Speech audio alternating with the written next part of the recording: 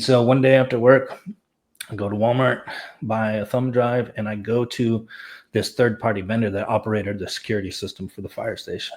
And I say, hey, like, here's the thumb drive. How much is it? But I need this day's footage on these cameras during these times. And, they're like, okay, cool. This is how much it'll be. And we'll get it in a day or so. And I'm like, all right, cool. Appreciate it. So I get it. The next day, I think they called me like, hey, you can come pick it up. So I pay them. And in that video, I mentioned I'm talking about it. I remember like cooking dinner for the girls, like putting them to bed, like any other thing that I needed to do in life took precedence because I was kind of like, I don't even know what I'm looking for, Right.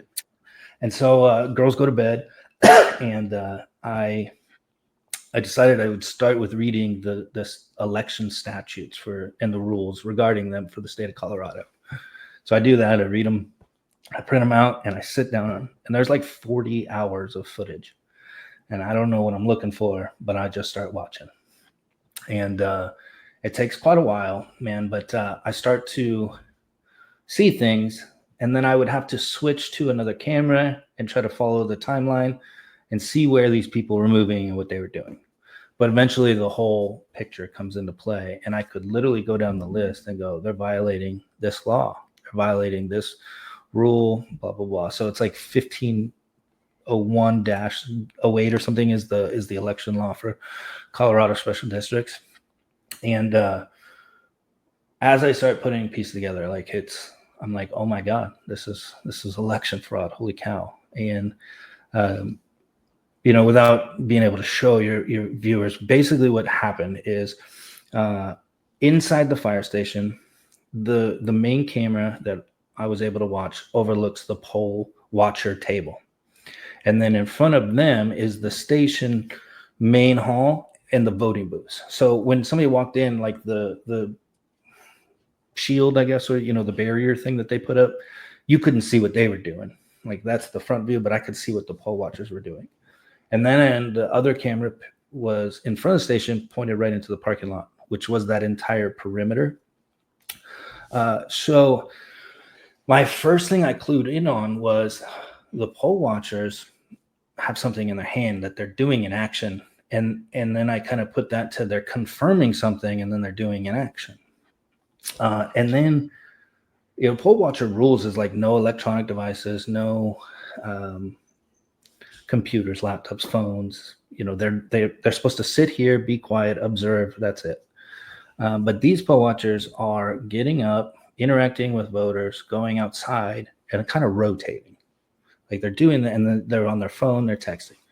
So the scheme that I watched basically over all this footage was what the thing that they had in their hand was track counters. So you ever seen one of those things where you click it and it counts? Yes. So there's like 4 of the 6 poll watchers have those.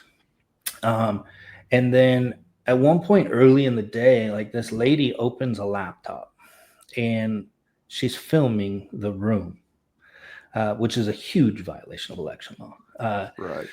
And then they're on their phones. And so what was happening is they would get up.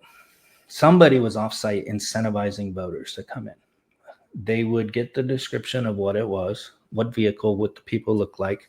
One of them would walk out, confirm that was the person they were looking for, give them the names to vote for. They would go in, register, go to the ballots. When they confirmed it, they would click. Then they would leave. And so throughout the day, they're keeping tabs on how many people they need to incentivize to come in and vote for the specific names. And then the sort of biggest part was right under that front camera, late in the day, they have a conversation. One of the candidates and 3 of the poll watchers meet under that camera. And I guess they didn't know. I don't know. I mean, they couldn't have picked a better spot, right? But they detailed what the numbers were, what the counts looked like. And the lady says, as long as we stay under 800 total voters, we've got it. It's done deal. And then... so just for clarification, this camera picks up audio and video. The outside one does, yeah. Yeah. And so you can hear and see everything they're talking about at this point. Yeah, when they stood on the camera, it was crystal clear. There was other spots where, like, throughout the day, one of the poll watchers would go out and meet them, and you could hear them telling names.